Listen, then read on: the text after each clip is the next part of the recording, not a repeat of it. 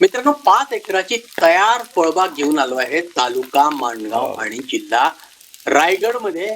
Approach जो आहे तो ग्रामपंचायतच्या कच्च्या रस्त्याने आहे, 12 फुटाच्या, आणि डांबरी रोड फक्त 20 मीटर अंतरावर आहे. 70% टेबल आणि पूर्ण माती प्लॉट. इलेक्ट्रिकचे पोल्स देखील बाजूला आहे.